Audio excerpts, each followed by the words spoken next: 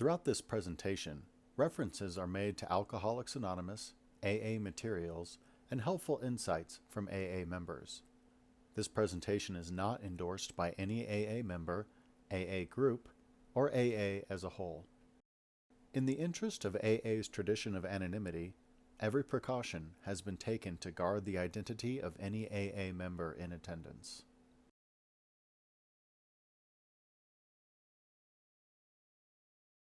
Okay, in the AA book, Alcoholics Anonymous, in the doctor's opinion chapter, it does say that any picture of alcoholism that doesn't include this physical aspect that we just discussed is incomplete. But there's more to it. In fact, the doctor's opinion is a chapter before chapter 1 in the big book. It's just sort of interesting stuff, and it's very important. It's part of the reality. But the big deal about alcoholism isn't just that alcoholics are allergic to alcohol. It's the alcoholic mind.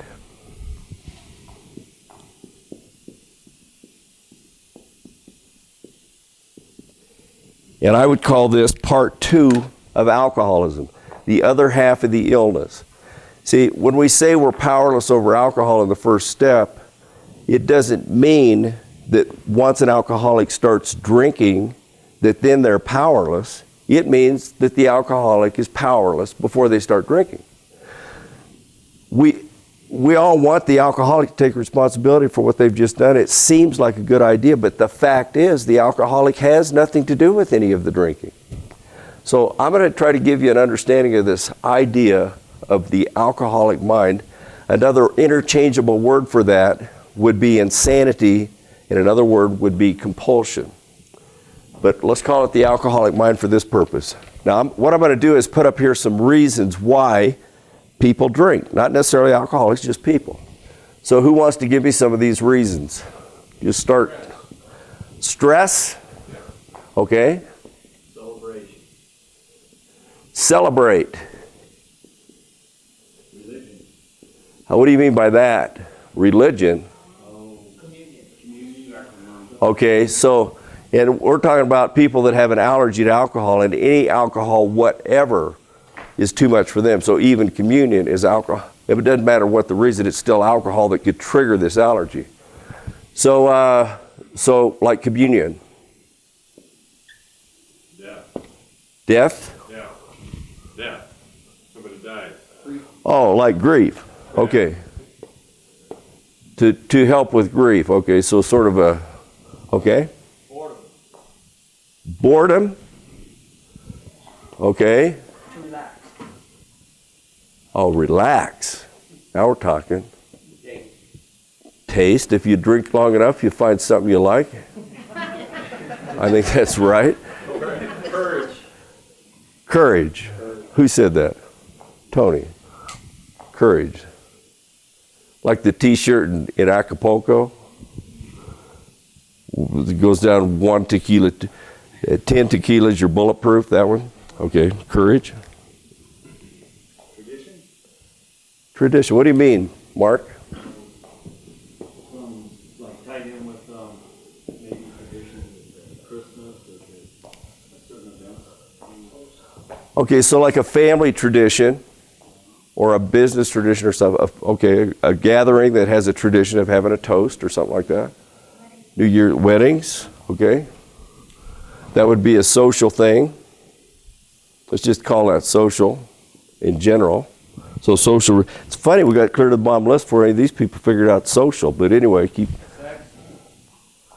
Sex. We already got courage up here, Larry.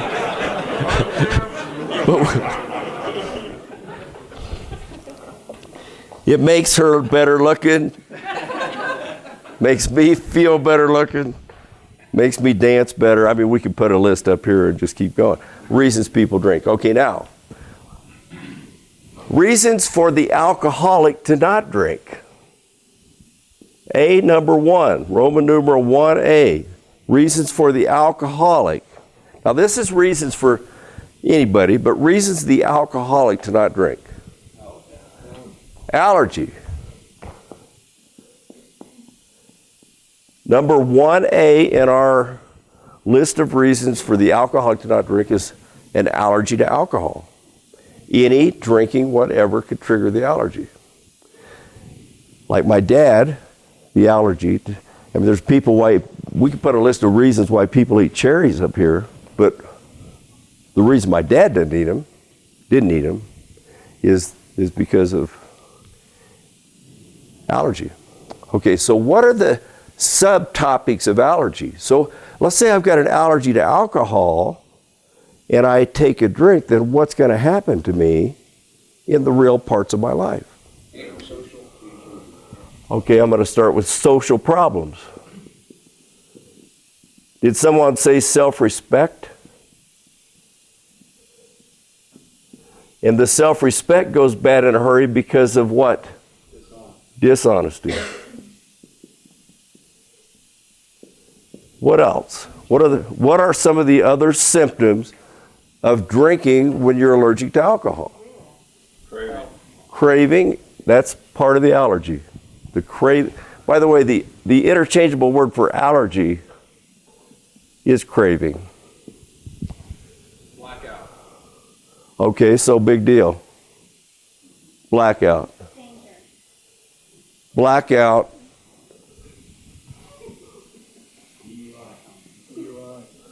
Okay, so we're starting to talk about legal problems. How about death? We're talking about DUI. We're talking about, am I running chances of family problems here? Yeah, like that should be at the top of the list, right? That goes first.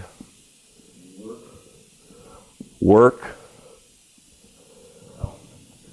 Health. Financial. What do you mean health? We don't have financial up here yet?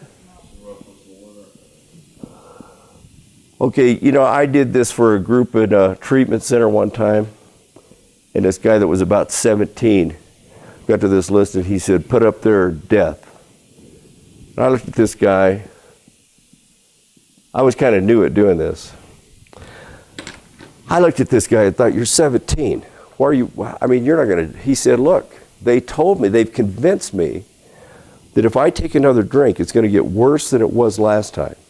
That's part of the illness, is the progressive part of this allergy.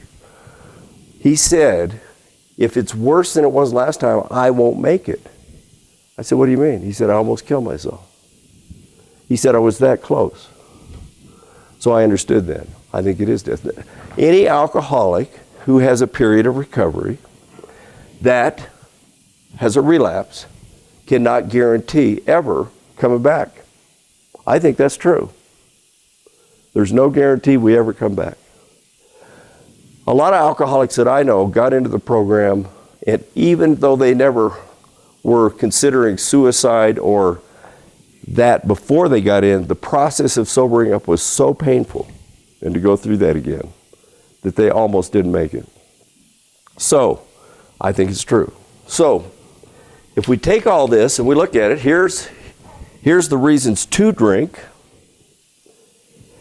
and plug them into my decision maker. That's layman's terms, decision maker. Something in me, I suppose it's in our brain, wherever it's at, this, you know, the psychologists would call it our volition, our willpower. If I take some of these reasons to drink and plug them into my decision making. And what does it take to put some of these reasons to drink into my decision making, into my conscious mind? Walk into the reception, right? I walk into the wedding reception. Did I put dancing up here? And they're dancing. That's later, Larry. You know, I've had a tough day. It's going to relax, dance, taste. These things come into mind. It comes to mind. Isn't that another way for saying it? It comes to mind. Some people would say I was tempted to drink. But wasn't that just it came to mind? It came to mind. I walked into the wedding reception. I don't care who it is. I mean, it comes to mind on occasion. Now, for the person who's not an alcoholic, they think of, is there any reason for me to not do this? This is the alcoholic list of reasons to not do it. But a person who doesn't have alcoholism, they've got a list of reasons too, rules. What are some of their rules for drinking or not drinking? I got to work tomorrow, I got to drive home. They think of these logical things, right? And then they decide whether or not it fits. Now, for the alcoholic though, because this has come to mind, part of my consciousness now, I just walked into the reception, I need to go into my back of my head, into this memory location, and I need to pull the reasons. I need to go get them and bring them back. Are there any reasons for me to not drink? Now, if I pull that back, guess what happens? The answer comes out no, and I don't drink. And that's how an alcoholic's mind works most of the time. When I was growing up, my Uncle Marin was an alcoholic. He would get sober. Usually jail had something to do with that, but then he would get sober for a while. And every time he was tempted to drink, he would tell us why. I remember going over to my grandma. Well, he lived with my grandparents, as you can imagine. That's usually where they live, with mom and dad. So we're over there one time, and I can remember him saying this. I went to the bar with my buddies yesterday, and I had a 7-Up and came home. They wanted him to drink, and he said, no way, no way, no way. See, he detected he had an allergy. We detected he had an allergy, and he detected it that day. And that's how it works. So the alcoholic doesn't drink because they remember they're allergic. The alcoholic doesn't drink because he knows what the consequences of that allergy are. Starting with self-respect, family, and things like that. Let's say that it's another day. So I'll put a balance scale here. These are the reasons that came into this decision maker to drink, something like that size, and this is the reason to not, something like that size. It's like I've heard in AA, basically, there's no reason to drink that just won't make it worse. There's no such thing as a logical reason for someone with this allergy to drink. No such thing. Any explanation for why an alcoholic drank is very insufficient in the light of what always happens. Okay, now that's how it works. Now let's say this time, same alcoholic. Let's say this time he just went down to get. It was a hot day. Went down to the gas station to get gas for the lawnmower on a hot day, and a cold beer sounded good. And he's in 7-Eleven paying for his gas, and he sees that beer, and it comes to mind. A cold beer would be good. A cold beer would be good. This is the same guy. But this time when he goes to retrieve this, goes to the wrong place. Alcoholics are equipped with a wrong place to go. So he goes to the wrong place, and he brings back these words.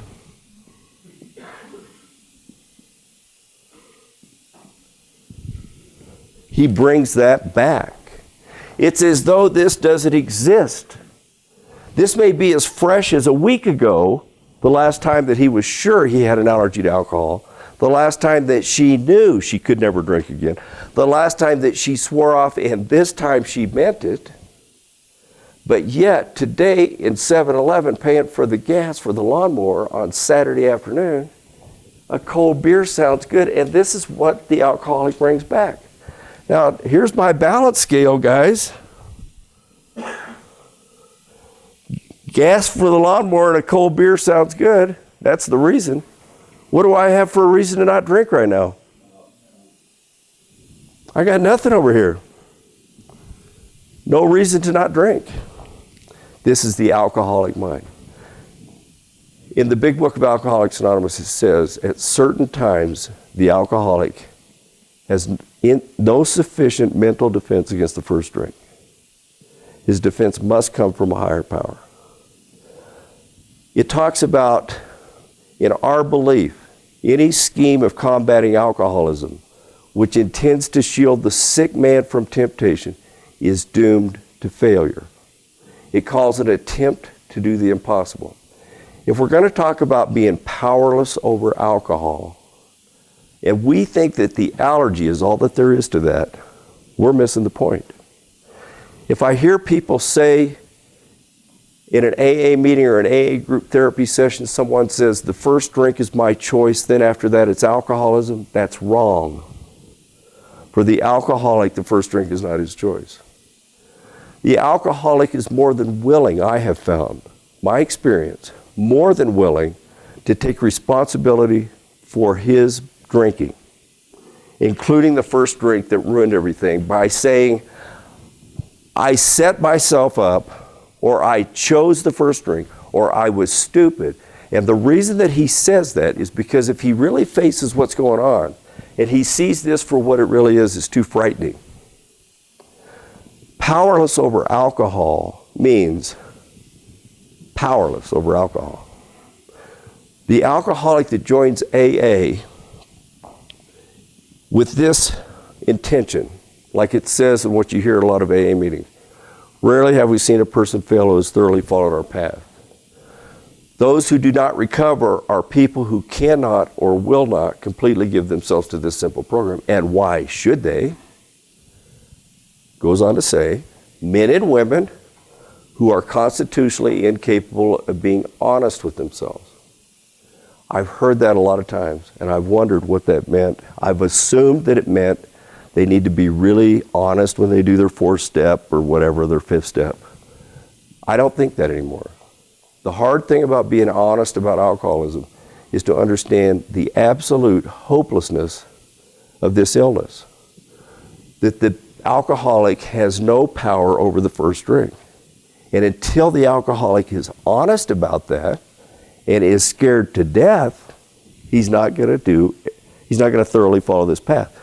The AA path is not an easy path, and that's what we're going to talk about next.